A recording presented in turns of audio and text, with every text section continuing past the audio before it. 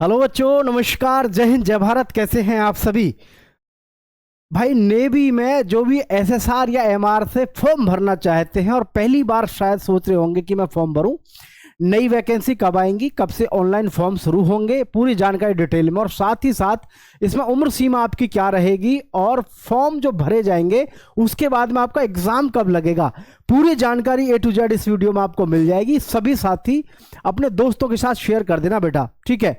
और मैं आपको अपने बारे में बता दूं, मैं रुद्रेश राघव पिछले लगातार 12 वर्षों से एयरफोर्स, नेवी और आर्मी के बच्चों को ही पढ़ा रहा हूं ऑफलाइन के माध्यम से, ठीक है। ये आप सभी का प्रेम और स्नेह और विश्वास है जो आज यहां तक बुलंदियों तक पहुंचे हैं। आप सभी का तहे दिल से बहुत बहुत शुक्रिया प्यारे बच्चों, ठीक है। तो आइए मैं शुरू करता हूं इस प्यारे से सेशन को, और आगे बढ़ने से पहले मैं आपको थोड़ी सी जानकारी देना चाहूंगा।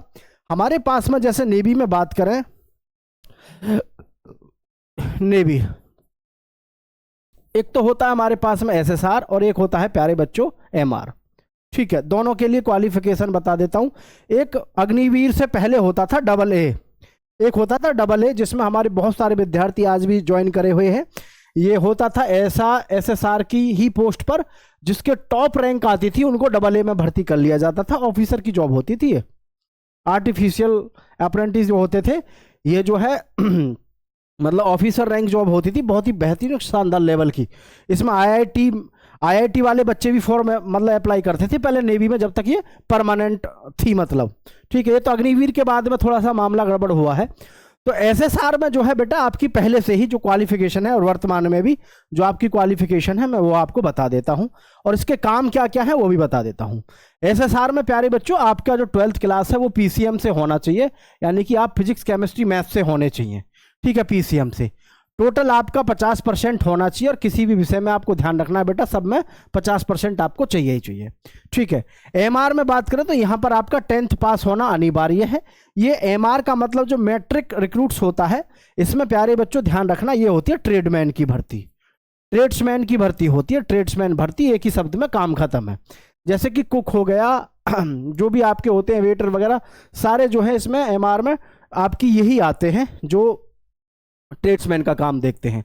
अब ये जो हमारी भर्ती होती है एसएसआर की 12th, केवल पीसीएम वाले ही फॉर्म भर सकते हैं, फिजिक्स, केमिस्ट्री, मैथ वाले।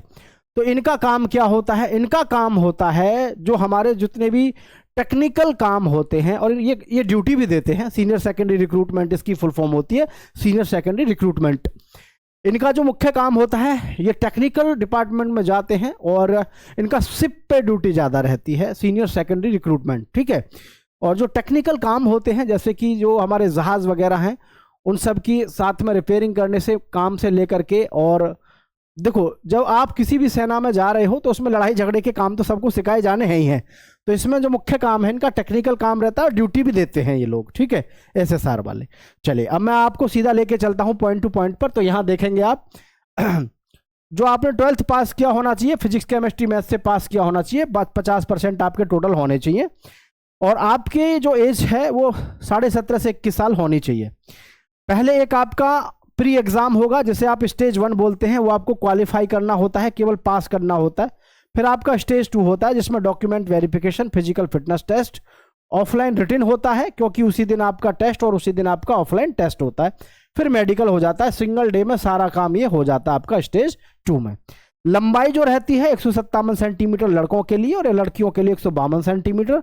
और भाई एज आपको बार बार हम बता रहे हैं 17.5 से 21 साल है अग्निवीर में, इसमें कोई संदेह होना नहीं चाहिए, ठीक है। तो सिलेक्शन प्रोसेस देख लो एक बार। सबसे पहले होगा आपका phase 1 written test, phase 2 physical plus OMR based test और मेडिकल, ये आपका होता है, ठीक है। अब स्टेज 1 जो होगा एग्जाम, इसमें क्या क्या आता है ध्यान रखना। स्टेज 1 का और स्टेज 2 का जो सिलेबस है दोनों सेम है, सेम ही पेपर होता है, सेम ही पेपर होता है। बस ये ध्यान रखना जो स्टेज 2 का पेपर होता है इसमें नेगेटिव मार्किंग नहीं होती है, इसमें नेगेटिव मार्किंग नहीं होती है, और आपका जो सिलेक्शन होता है वो स्टेज 2 के आधार पे होता है। स्टेज 1 जो होता है ये तो आपका केवल क्वालिफाइंग नेचर होता है, ये केवल आपको क्वालिफाई करना है। साइंस में आपके 25 क्वेश्चन आते हैं, मैथ्स के 25 क्वेश्चन आते हैं, इंग्लिश के 25 आते हैं, जीके, जीएस, रीजनिंग के आते हैं 25 क्वेश्चन, ठीक है। और ये सिलेबस जो होता है मैं आपको पहले ही बता दूं, ये सारा का सारा आपका 12th बेस के आधार पर 12th लेवल होता है, क्या होता है आपका 12th लेवल होता है सारा का सारा, ये बात आपको दिमाग में बैठा लेनी है, ठीक है। Stage 2 physical plus document verification written medical in a single day. अगर आपने स्टेज 1 पास कर लिया, मतलब अगर आपने प्री एग्जाम क्वालिफाई कर लिया इसका, फिर आपका फिजिकल होगा उसी दिन में, ठीक है, उसी दिन में आपका फिजिकल होगा, डॉक्यूमेंट वेरिफिकेशन भी उसी दिन हो जाएगा, रिटन एग्जाम होगा, मेडिकल भी होगा उसी दिन इन ए सिंगल डे। और जी फिजिकल टेस्ट जो होगा आपका, बॉयज के लिए 157 सेंटीमीटर हाइट चाहिए, 5 सेंटीमीटर का फुलाव चाहिए, चेस्ट भले ही मांगते हो 77-76, लेकिन कभी भी एयरफोर्स और नेवी में कम सीने में नहीं निकालते, फुलाव में निकाल सकते हैं, फुलाव आपका होना चाहिए, ठीक है। 1600 मीटर की रेस लड़कों को 6.5 मिनट में मारनी है, 15 पुशअप्स हैं, 20 स्क्वाट्स हैं और 15 आपकी बेंटनी है।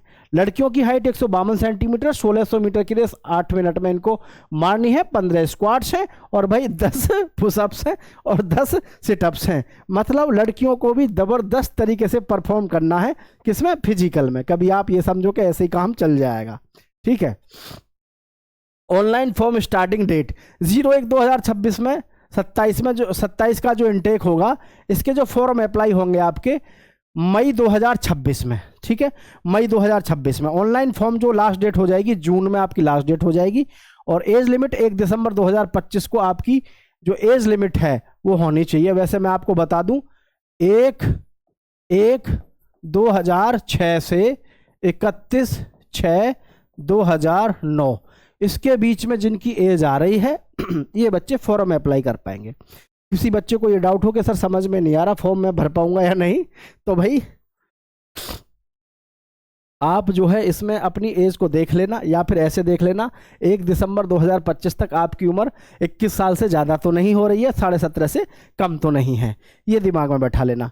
1/1/2006 से 31/6/2009 किसी बच्चे को ये डाउट हो कि सर समझ में नहीं आ रही बात, समझ में नहीं आ रही, मैं फॉर्म डाल पाऊंगा या नहीं, तो नीचे कमेंट कर देना, उसको पता चल जाएगी, ठीक है भाई। चलिए आगे देख लेते हैं, आगे क्या मामला ख़त्म ही हो गया। हाँ, बात थी आपकी ऑनलाइन फॉर्म की, तो मैंने आपको बता दिया। बच्चों का ये भी क्वेश्चन होगा, सर एक चीज़ तो बता दो इसमें वैकेंसी कितनी होंगी, तो भाई वैकेंसी की मैं आपको बता दूं 75% युवा रिटायर हो रहे हैं 2026 में, और सरकार की या सेना की कैसे भी समझ लो, इनकी सबकी डिमांड है भाई 1 लाख पद अग्निवीरों के भरे जाने हैं 2026 में, जिसमें से सेना में कम से कम 80-82 हज़ार तो सेना में यानी भारतीय थल सेना में होंगे, बाकी आपके एयरफोर्स और नेवी में होंगे। मतलब आपके अगर हम नेवी और एयरफोर्स की बात करें तो अब इनमें जो वैकेंसी है ना आपकी, ये मान के चलो 5-5 हज़ार से तो कम पद क्या ही आएंगे, 5-5 हज़ार पद। और सबसे बड़ी बात देखो समझो,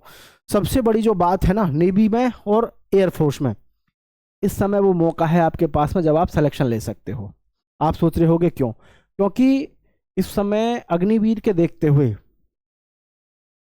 जो बहुत ज़्यादा क्वालिफाइड बच्चे होते हैं, जैसे कि हम अग्निवीर से पहले पढ़ाते थे जब परमानेंट थी, उस समय IIT वाला, जेई वाला बच्चा, जो बच्चा CPMT की तैयारी कर रहा है, वो बच्चा भी आकर के जो है इधर देखता था एयरफोर्स में और किस में, नेवी में, कि यार इनमें काश मेरा सिलेक्शन हो जाए, क्योंकि 60-70 हज़ार पेमेंट आती थी जब परमानेंट कमीशन से डायरेक्ट जाते थे, तो उस समय सिलेक्शन लेना बहुत टफ हो गया था वास्तव में। IIT छोड़ के बच्चे इधर भाग रहे थे एयरफोर्स और नेवी में। लेकिन आज की ये आपको पता ही है कि 12th पास बच्चा जो थोड़ा सा पढ़ने में ठीक है, वो इधर की तरफ रुझान ही नहीं है उसका, वो इसको छोड़ दे रहा है डायरेक्ट, और वो फिर अदर सेक्टर में जा रहा है। तो इसमें जो है आपको ये पता होना चाहिए, जैसे 100 नंबर का हमारा टोटल पेपर है, 100 में से जो भी बच्चा 58 नंबर ला रहा है हाईएस्ट, अगर मैं सीधा कहूँ आपसे 60 नंबर ले आ रहा है, वो भी किससे, MP से, UP से, बिहार से, राजस्थान से और हरियाणा से, इनकी जाती है इतनी ज़्यादा टफ फाइनल वाली, अन्यथा और किसी की जाती नहीं है। हालांकि 58 पे लास्ट हो जा 55 पे, लेकिन फिर भी 100 में से 60 नंबर पे यही एक ऐसी भर्ती बची है, एक तो एयरफोर्स की और एक नेवी की, जिसमें आपका सिलेक्शन हो जाता है। नहीं तो देखो आर्मी में भी बहुत भयंकर हो गया, आर्मी में 200 में से कम 175 तक नंबर लाने पड़ रहे हैं। अब बताओ आप 200 में से 175 नंबर लाना कितना टफ है, टफ है कि नहीं है, कितना बहुत टफ है। पेपर भाई कितना भी इजी आता हो, लेकिन जो तैयारी करते हैं उनसे पूछो कितना भयंकर लेवल का कंपटीशन है। अभी अगर कंपटीशन नहीं है तो नेवी में और एयरफोर्स में दोनों में नहीं है, ये मौका है, फॉर्म इसमें डालो, आराम से सिलेक्शन हो जाएगा। बाकी आप सभी का बहुत बहुत धन्यवाद साथ में जुड़े रहने के लिए। नई वैकेंसी की बता दी आपको और एज लिमिट भी बता दी है। जय हिंद, जय भारत साथियों।